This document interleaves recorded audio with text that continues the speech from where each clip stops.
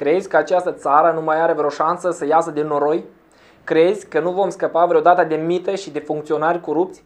Crezi că nu vom avea niciodată un sistem socioeconomic modern, bazat pe echitate socială, competitivitate și progres?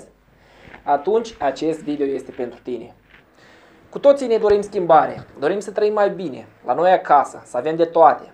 Dar în același timp așteptăm cu nerăbdare salvatorii, care vor veni să ne facă reguli în țară, în oraș, în sat. Suntem cumva convinși că cineva trebuie să ne facă confortul nostru.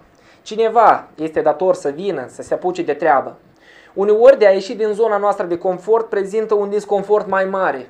Este mult mai ușor să dăm exemple altor țări, altor oameni, altor autorități. Pentru că acolo e mai bine, e mai sigur, e mai plătit, e mai curat. Dar haideți împreună să vedem cât de pregătiți suntem noi pentru schimbări și aici ați vrea să comentați dumneavoastră cu exemple ce schimbări am dorit la noi în țară și care va fi reacția societății după părerea dumneavoastră, dacă de mâine s-ar produce schimbare dată. Promit că voi face un al doilea episod cu propunere dumneavoastră special selectate. Desigur insist pentru comentarii fără cuvinte și adresări murdare, chiar dacă situația tare cere.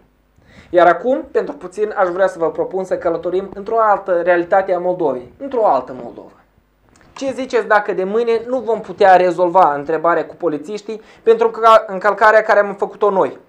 Dacă de mâine nu vom putea intra la medic fără reprogramare, fără poliță medicală sau fără recomandarea medicului de familie? Dacă de mâine examenele la bacalaureat, ale noastre, ale copiilor noștri, vor reprezenta corect cunoștințele acumulate timp de 12 ani de studii? Dacă de mâine examenele la șoferie vor putea fi susținute doar în baza capacităților personale, fără favoruri și fără mită. Dacă de mâine examenele la universitate vor fi doar o treaptă în drumul de perfecționare ca specialist în domeniu și vor reprezenta adevăratele tale cunoștințe. Oare suntem gata de așa schimbări? Cum vom acționa când vom primi repetent la examene? Care vor fi acțiunile noastre când nu vom putea mitui un polițist? Este gata oare societatea pentru astfel de schimbări normale, dar atât de mult dorite? Mulți stimații mei, schimbarea pe noi ne sperie. În adâncul sufletului, în interior, undeva noi înțelegem că ceea ce avem este totuși ceea ce merităm. Și aici mă refer la toate aspectele vieții noastre. Începând de la starea financiară, nivelul de cultură și educație, stilul de viață, până și la autorități. Schimbarea ne sperie, deoarece noi nu suntem pregătiți de schimbări. Ne este frică să rămânem în urmă, să nu fim competitivi, să nu mai putem ține urma progresului. Majoritatea de noi înțelegem că am putea pierde și puținul din care îl avem. Asta este realitatea. Mulți stimații mei, până a face schimbări în spațiul public, este necesar de a face schimbări în spațiul privat, în familie, în noi. Schimbarea vine de la noi.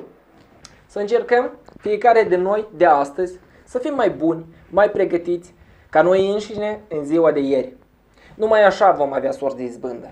Iar eu, împreună cu dumneavoastră, vom încerca să dăm răspuns la cele mai iuți întrebări, să deschidem parantezele acolo unde ele trebuie deschise, să venim cu propuneri și soluții despre cum noi vrem să arate Moldova mâine. Nu uitați, educăm Moldova doar împreună.